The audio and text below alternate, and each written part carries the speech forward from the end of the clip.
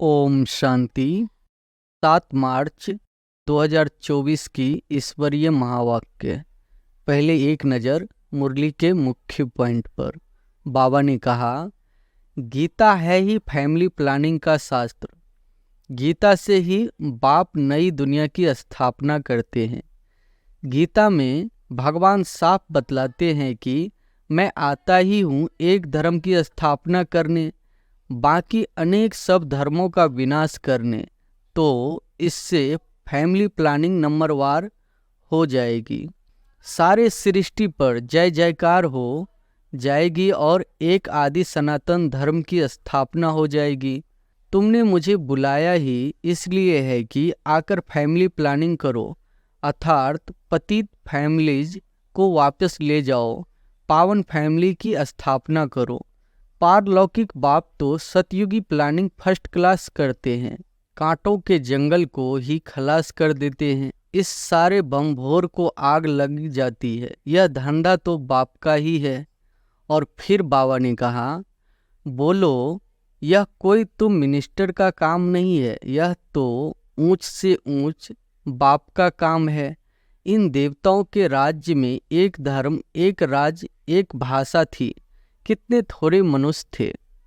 लक्ष्मी नारायण का चित्र दिखाना चाहिए। यह फैमिली प्लानिंग बाप ने ही की थी, अब फिर कर रहे हैं। इनके राज्य की स्थापना हो रही है, डीटी डिनेस्टी की स्थापना हो रही है, बाकी सब विनाश हो जाएंगे। तुम कहते भी हो कि हे पतित पावन आओ, हमको पावन बनाओ। सदगति दाता बाप ही है। सदगति अर्थात सतयुगी मनुष्य।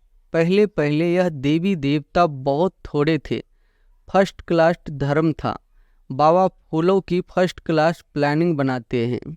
और फिर लास्ट में बाबा ने कहा, जब जब धर्म की गलानी होती है, आसुरी राज्य होता है, तब तब आकर इन सबको खलास कर देवी राज की स्थापना करता हूँ। मनुष्य तो अज्ञान की नींद में सोए पड़े हैं, यह सब विनाश हो जाएगा। तुम बच्चों को अब यही ईश्वरीय धंधा करना चाहिए, सबको समझाना चाहिए। सब आसुरी नींद में सोए पड़े हैं, उनको जगाना चाहिए। गोरा बनाकर औरों को भी बनाए। बुरे कर्म करने से बुरा जन्म मिलता है। कर्मों की गति तो चलती रहती है। अब बाप तुमको अच्छे कर्म करना सिखलाते हैं। बाप कहते हैं, नाम रूप से देखो ही नहीं, तुम भाई भाई को देखो। बड़ी मंजिल है, विश्व का मालिक बनना है। बाप तो एवर पावन है। तुम फिर 21 जन्म पावन रह, फिर 63 जन्म पतित बन जाते हो। समझाने में इतना मस्त बनना चाहिए। अब सुनते हैं महावाक्यों को विस्तार से। मुरली का सार है, मीठे बच्चे, बाप का कर्तव्य है कांटों के जंगल को खलास कर फूलों का बगीचा बनाना। इससे ही नंबर 1 फैमिली प्लानिंग हो जाती है। प्रश्न है, फैमिली प्लानिंग का फर्स्ट क्लास शास्त्र कौन सा है और कैसे? उत्तर है, गीता है फैमिली प्लानिंग का फर्स्ट क्लास शास्त्र, क्योंकि गीता द्वारा ही बाप ने अनेक धर्म विनाश कर एक धर्म स्थापन किया। गीता में ही भगवान के महावाक्य है, काम महाशत्रु है। जब काम शत्रु पर जीत पा लेते हो तो फैमिली प्लानिंग स्वतः हो जाती है। यह एक बाप का ही काम है, किसी मनुष्य का नहीं। ओम शांति। शिव भगवान वाच। बाप बैठ रूहानी बच्चों को समझाते हैं।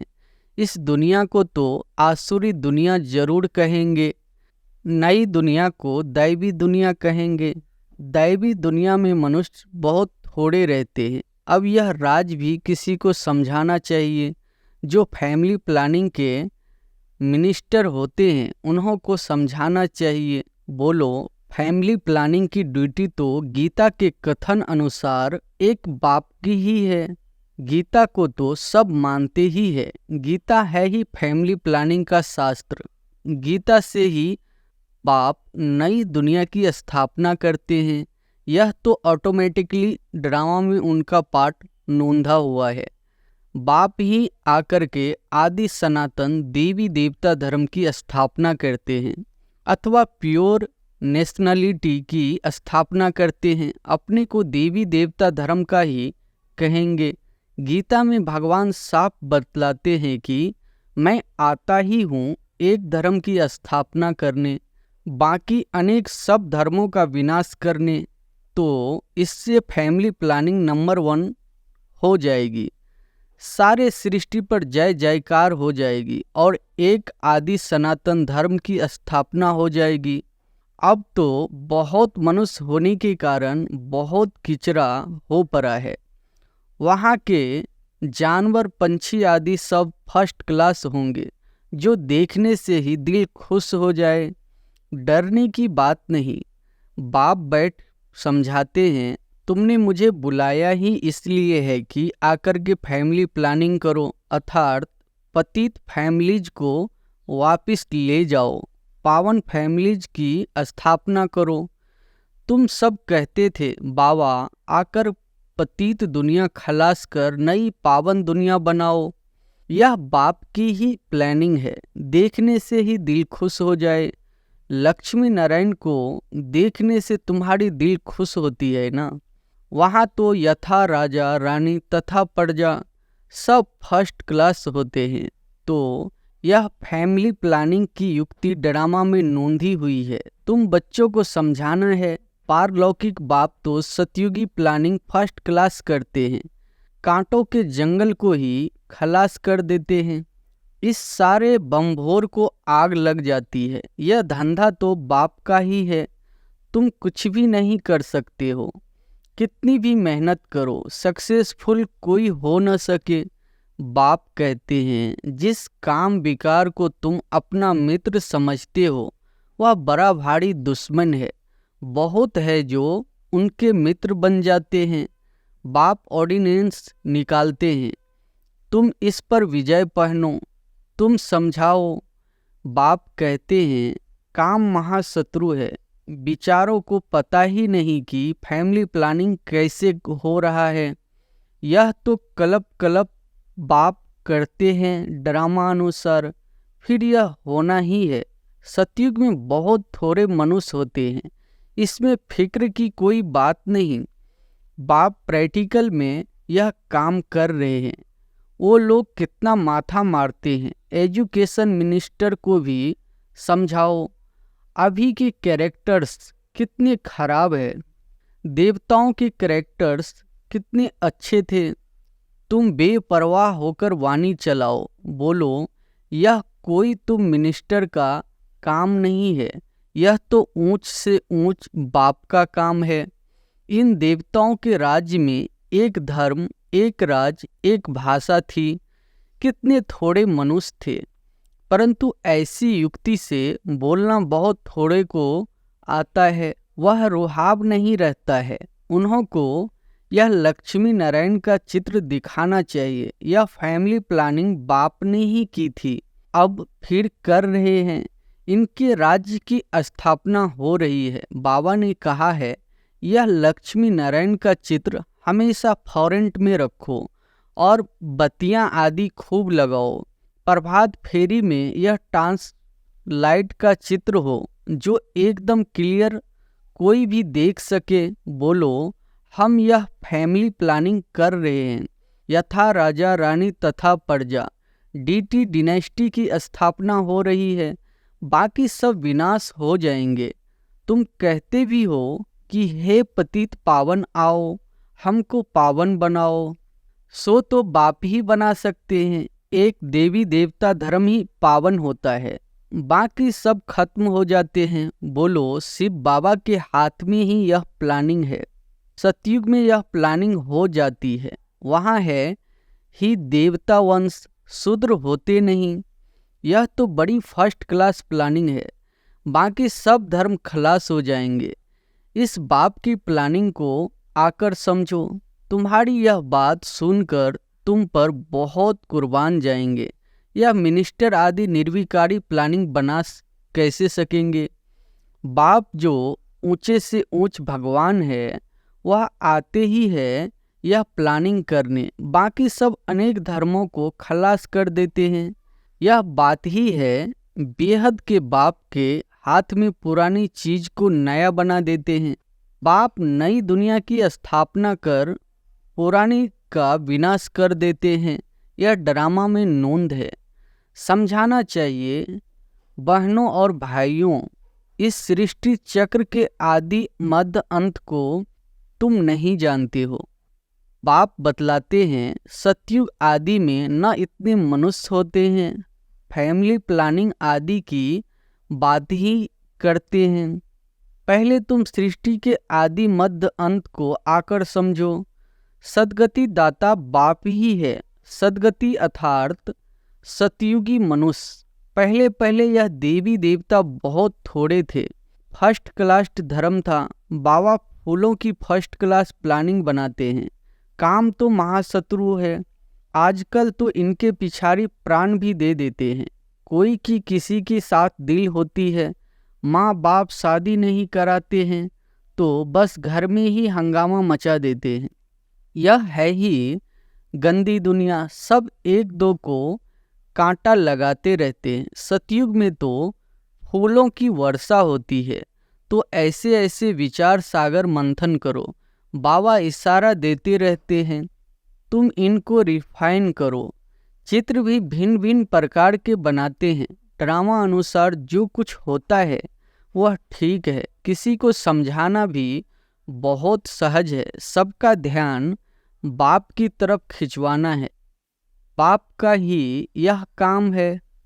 अब बाप ऊपर में बैठा हुआ यह काम करेगा नहीं। कहते भी है जब जब धर्म की गलानी होती है, आसुरी राज्य होता है, तब तब आकर इन सबको खलास कर दैवी राज्य की स्थापना करता हूँ। मनुष्य तो अज्ञान की नींद में सोए पड़े हैं। यह सब विनाश हो जाएगा। जो निर्विकारी बनते हैं उनकी ही फैमिली आकर राज्य करती है। गायन भी है, ब्रह्मा द्वारा स्थापना किसकी? इस फैमिली की। यह प्लानिंग हो रही है। ब्रह्मा कुमार कुमारियाँ पवित्र बनते हैं तो उन्हों के लिए जरूर पवित्र नई दुनिया चाहिए। यह पुरुषोत्तम संगम युग बहुत छोटा है। इतने थोड़े समय में कितनी अच्छी प्लानिंग कर देते हैं। बाप सबका हिसाब किताब चुक्त कराए अपने घर ले जाते हैं। इतना सारा किचरा वहाँ नहीं ले जाएंगे। छी आत्माएं जा न सके, इसलिए बाप आकर गुलगुल बनाकर ले जाते हैं। ऐसी ऐसी बातों पर विचार सागर मंथन करो। तुम रियलाइज करते रहते हो। बाप कहते हैं मैं एक धर्म की स्थापना कराने तुमको रिहर्सल करा रहा हूँ। यह फैमिली प्लानिंग किसने की? बाप कहते हैं मैं कल्प पहले मिसल अपना कार्य कर रहा हूँ। पुकारते ही है पतित फैमिली से बदलकर पावन फैमिली स्थापन करो। इस समय सब है पतित। शादियों पर लाखों खर्चा करते हैं, कितना साद माना कराते हैं और ही पावन से बदल पतित बन जाते हैं। तुम बच्चों को अब यही ईश्वरीय धंधा करना चाहिए। सबको समझाना चाहिए। अब आसुरी नींद में सोए पड़े हैं, उनको जगाना चाहिए। गोरा बनकर औरों को भी बनाए तो बाप का प्यार भी जाए। सर्विस ही नहीं करेंगे तो मिलेगा क्या? कोई बादशाह बनते हैं तो जरूर कोई अच्छे कर्म किए हैं। यह तो कोई भी समझ सकते हैं। यह राजा रानी है, हम दास दासियां हैं जो जरूर आगे जन्म में कर्म ऐसे किए हैं। बुरे कर्म करने से बुरा जन्म मिलता है। कर्मों की गति तो चलती रहती है। अब बाप तुमको अच्छे कर्म करना सिखलाते हैं। वहाँ भी ऐसे जरूर समझेंगे कि अगले जन्म के कर्मों के अनुसार ऐसे बने हैं। बाकी क्या कर्म किए हैं वह नहीं जानेंगे। कर्म गाए जाते हैं। जितना जो अच्छा कर्म करते हैं वह ऊंच पद पाते हैं। ऊंच कर्मों से ही ऊंच बनते हैं। अच्छे कर्म नहीं करते हैं तो झाड़ू लगाते हैं, भड़ी ढोते हैं। कर्मों का फल तो कहेंगे ना। कर्मों की ही थ्योरी चलती है। श्रीमत से अच्छे कर्म होते हैं। कहाँ बादशाह, कहाँ दास दासियाँ। बाप कहते हैं, अब फॉलो फादर, मेरी श्रीमत पर चलेंगे तो ऊंच पद पाएंगे। बाप का साक्षात्कार भी कराते हैं। यह मम्मा बाबा, बच्चे इतने ऊंच बनते हैं, यह भी कर्म है ना। बहुत बच्चियां कर्मों को समझती नहीं है। पिछाड़ी में साक्षात्कार सबको होगा। अच्छी तरह पढ़ेंगे लिखेंगे तो नवाब बनेंगे, रुलेंगे पीलेंगे तो होंगे खराब। यह तो उस पढ़ाई में भी होता है। भगवान वच, इस समय सारी दुनिया काम चिता पर जल मरी है। कहते हैं स्त्री को देखने से अवस्था बिगड़ती है, वहाँ तो ऐसे अवस्था नहीं बिगड़ेगी। बाप कहते हैं, नाम रूप देखो ही नहीं, तुम भाई भाई को देखो। बड़ी मंजिल है, विश्व का मालिक बनाना है। कभी किसकी बुद्धि में नहीं होगा यह लक्ष्मी नारायण विश्व के मालिक कैसे बने। बाप कहते हैं, मैं तुमको स्वर्ग का मालिक बनाता हूँ। यह लक्ष्मी नारायण सर्वगुण संपन्न थे। आजकल जिनका तुम नया ब्लड समझते हो, वह क्या करते रहते हैं। क्या गांधी जी यह सिखाकर गए, राम राज बनाने की भी युक्ति चाहिए। यह तो बाप का ही काम है। बाप तो एवर पावन है। तुम फिर 21 जन्म पावन रह फिर 63 जन्म पतित बन जाते हो। समझाने में इतना मस्त बनना चाहिए। बाप बच्चों को समझाते रहते हैं, बच्चे पावन बनो। अच्छा, मीठे मीठे सिकी लधे बच्चों प्रति मात पिता बाप दादा का याद प्यार और गुड मॉर्निंग। रूहानी बाप की रूहानी बच्चों को नमस्ते। धारणा के लिए मुख्य सार है, पहली पॉइंट, अपनी अवस्था सदा एक रस अडोल बनाने के लिए किसी के भी नाम रूप को नहीं देखना है।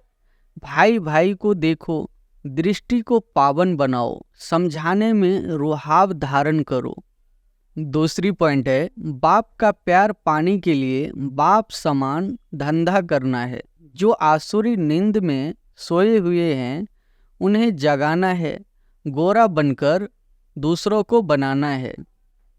वरदान है, अपने सरल स्वभाव और शुभ भाव द्वारा भोलानाथ बाप के प्यार का अनुभव करने वाले आकर्षण मूर्त भव। अपने सरल स्वभाव और शुभ भाव द्वारा भोलानाथ बाप के प्यार का अनुभव करने वाले आकर्षण मूर्त भव। भोलानाथ बाप को सबसे प्रिय भोले बच्चे हैं। भोले अर्थात जो सदा सरल स्वभाव, शुभ भाव और स्वच्छता संपन्न मन और कर्म दोनों में सच्चाई और सफाई वाले हैं। ऐसे बच्चे आकर्षण मूर्त बन बाप को भी अपने ऊपर आकर्षित करते हैं। भोलानाथ बाप ऐसे सरल स्वभाव भोले बच्चों के गुणों की माला सिमरन करते हैं। भगवान को भोलापन प्यारा है।